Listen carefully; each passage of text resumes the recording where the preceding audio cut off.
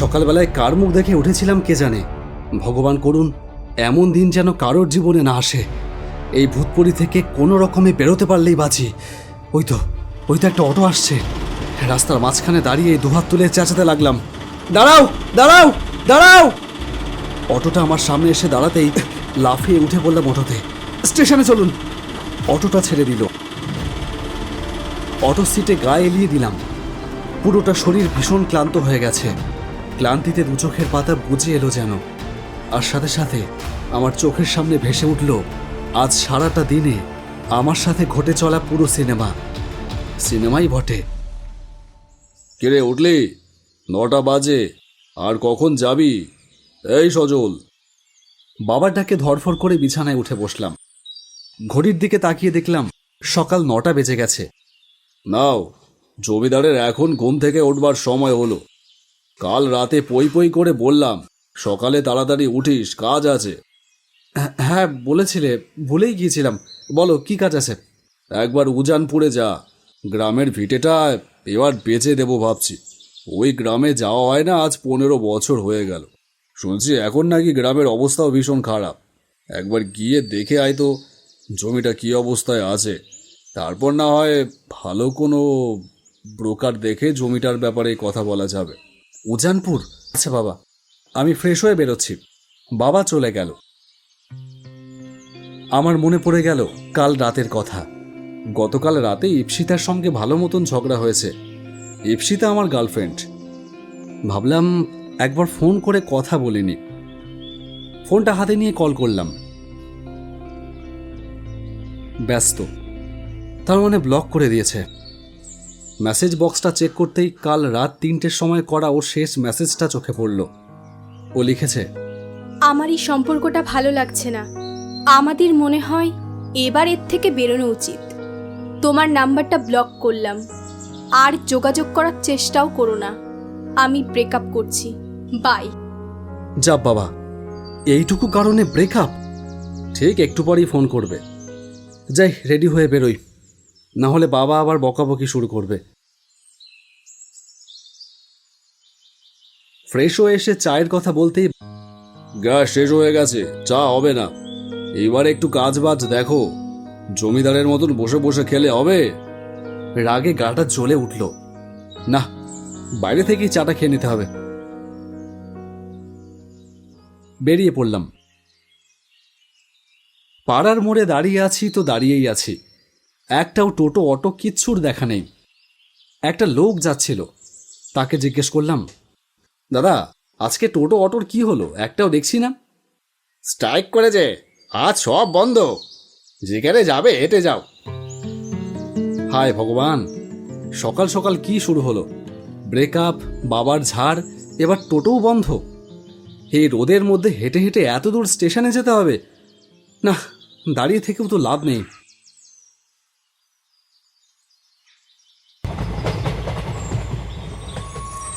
উজানপুর স্টেশনে এসে যখন নামলাম তখন বেলা 3টে।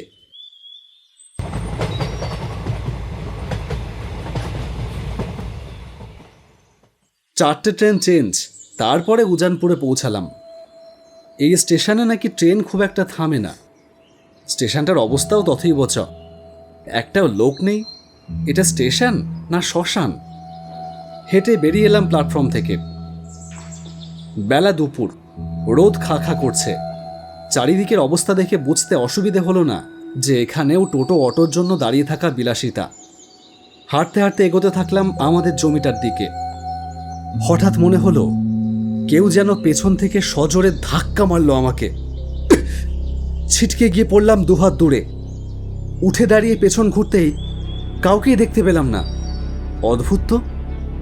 আবার হাঁটা শুরু করলাম, কিন্তু আবার এবার কেউ পেছন থেকে সজোরে মারল ধাক্কা। এইবার যেন একটু বেশিই জোরে। আমি ছিটকে গিয়ে মুখ থুবড়ে পড়লাম বেশ কিছুটা দূরে। উঠে দাঁড়িয়ে রাগে ফুঁসতে ফুঁসতে বললাম, এই কে রে? ইয়ার কি হচ্ছে নাকি? চারপাশ কাঁপিয়ে একটা হাড় হিম করা হাসিতে ফেটে পড়ল কেউ। সেই হাসি যেন আমার শরীর ভেদ করে পাজরার ভেতরে গিয়ে বাড়ি মারছে। ভর দুপুরে কি ভূতের পাল্লায় পড়লাম? আমি এক মুহূর্ত না দাঁড়িয়ে দৌড়লাম আমাদের জমিটার দিকে। জমিটার ওপরে এখনো সেই বাড়িটা রয়েছে। বাড়িটা আমাদের পুরনো বাড়ি। এই বাড়িতেই আমরা 4 জন একসঙ্গে থাকতাম, আমি, বাবা, মা আর ঠাকুমা। ঠাকুমা মারা যাওয়ার পর আমরা এই বাড়ি ছেড়ে কলকাতায় চলে যাই। ছোটবেলার কথা মনে পড়ে গেল। এদিকে দুপুর গড়িয়ে বিকেল নেমে এসেছে। সকাল থেকে 1 কাপ চাও খাইনি। খিদেতে পেট চৌচো করছে। একটা দোকানও তো দেখতে পেলাম না। হাঁটতে হাঁটতে বাড়িটার ভেতরে গিয়ে ঢুকলাম। চারপাশ অন্ধকার। একটা ভ্যাপসা গন্ধ নাকে এসে লাগছে। জানলাটা খুলতে যাব এমন সময় মনে হলো কেউ যেন আমার পেছনে এসে দাঁড়িয়েছে। ভয়ে আমার হৃৎপিণ্ডটা ধুক ধুক করতে লাগলো। আজ এমনিতেই সকাল থেকে দিন খারাপ। ব্রেকআপ, বাবার ছাড়, টোটো অটো না পেয়ে রোদের মধ্যে হেঁটে স্টেশনে যাওয়া, উজানপুরে নেমেই ভূতের খপ্পরে পড়া, তারপরে আবার খালি পেট। এখন আবার কি এসে পেছনে পড়ল কে জানে। ভূত নয় তো? কোনো রকমে পেছনে ফিরলাম। কই, কেউ তো নেই। চারপাশে চোখ ঘোরাতেই নজরে পড়ল ঘরের এক কোণে একটা আবছা ছায়ামূর্তি দাঁড়িয়ে রয়েছে, অনেকটা আমার ঠাকুরদার মতন দেখতে। সেই ছায়ামূর্তি হাত বাড়িয়ে দিল আমার দিকে। আমি আর দাঁড়ালাম না, দৌড় দিলাম বাইরের দিকে। তখন বাইরে প্রায় অন্ধকার নেমে এসেছে। দৌড়াতে দৌড়াতে একটা গাছের তলায় এসে দাঁড়ালাম। শ্বাস ফুলে উঠেছে। ততক্ষণে চারিদিকে অন্ধকার নেমে এসেছে। একটু স্বাভাবিক হয়ে সামনে তাকাতেই দেখলাম কি একটা যেন আমার দিকে এগিয়ে আসছে।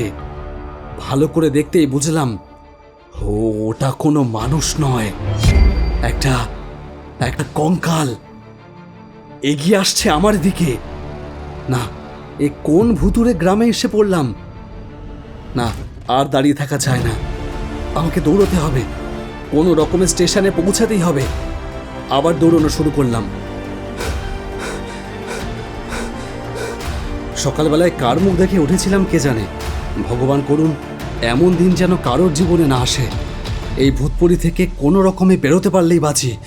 ওই তো একটা অটো আসছে। রাস্তার মাঝখানে দাঁড়িয়ে দুহাত তুলে চেঁচাতে লাগলাম, দাঁড়াও দাঁড়াও দাঁড়াও। অটোটা আমার সামনে এসে দাঁড়াতেই লাফিয়ে উঠে পড়লাম অটোতে। স্টেশনে চলুন। অটোটা ছেড়ে দিল। অটোর সিটে গায়ে এলিয়ে দিলাম। পুরোটা শরীর ভীষণ ক্লান্ত হয়ে গেছে। ক্লান্তিতে দু চোখের পাতা বুঝে এলো যেন। কিরে উঠলি? 9টা বাজে, আর কখন যাবি? এই সজল। বাবার ডাকে ধরফর করে বিছানায় উঠে বসলাম। নাও, জমিদারের এখন ঘুম থেকে উঠবার সময় হলো। কাল রাতে পই পই করে বললাম সকালে তাড়াতাড়ি উঠিস, কাজ আছে। হ্যাঁ বলেছিলে, ভুলেই গিয়েছিলাম। বলো কি কাজ আছে? একবার উজানপুরে যা। গ্রামের ভিটেটা এবার বেচে দেবো ভাবছি। ওই গ্রামে যাওয়া হয় না আজ 15 বছর হয়ে গেল। শুনছি এখন নাকি গ্রামের অবস্থাও ভীষণ খারাপ। একবার গিয়ে দেখে আয় তো জমিটা কি অবস্থায় আছে। তারপর না হয় ভালো কোনো ব্রোকার দেখে জমিটার ব্যাপারে কথা বলা যাবে। উজানপুর? আচ্ছা বাবা, আমি ফ্রেশ হয়ে বেরোচ্ছি। বাবা চলে গেল। সবকিছু যেন খুব চেনা চেনা লাগছে। আজ দিন 10 হলো। আমার জীবনে এই একটা দিনই বারবার ফিরে ফিরে আসছে। ফোনটা হানিতেই ইপসিতার ব্রেকআপের মেসেজটা চোখে পড়ল। আমার এই সম্পর্কটা ভালো লাগছে না। আমাদের মনে হয় এবার এর থেকে বেরোনো উচিত। তোমার নাম্বারটা ব্লক করলাম। আর যোগাযোগ করার চেষ্টাও করো না। আমি ব্রেকআপ করছি। বাই। গ্যাস শেষ হয়ে গেছে, চা হবে না। এইবার একটু কাজ বাজ দেখো। জমিদারের মতন বসে বসে খেলে হবে না, বাইরে থেকেই চাটা খেয়ে নিতে হবে।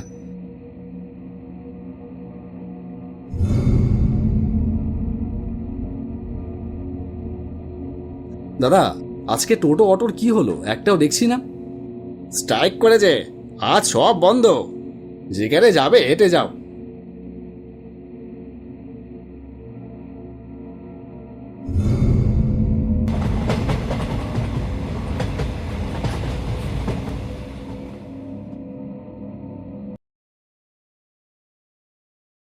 এটা স্টেশন না শ্মশান?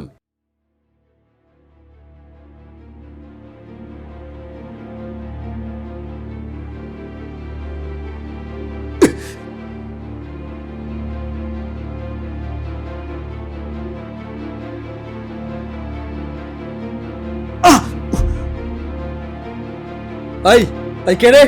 ইয়ার কি হচ্ছে নাকি?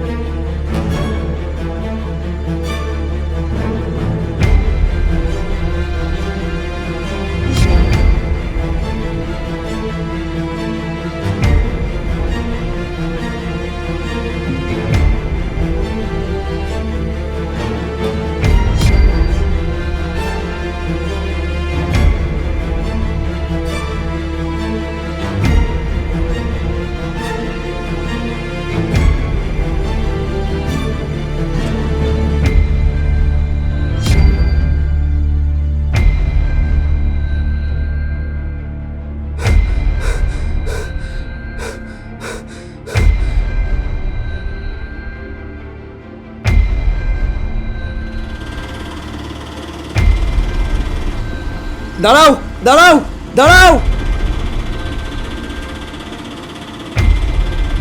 স্টেশনে চলুন। আজও সারাটা দিন একই রকম কাটলো।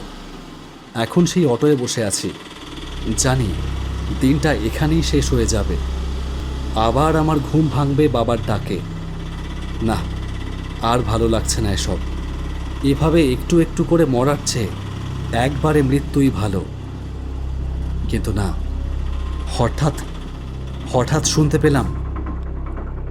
নাও, উঠে পড়ো। আমি অটো থেকে নেমে দাঁড়ালাম। ভদ্রলোকও নেমে দাঁড়ালেন। তারপর বললেন, তাহলে শেষ হলো সময়, তাই তো? মানে? বুঝলাম না। তুমি আটকে পড়েছিলে। আটকে পড়েছিলাম?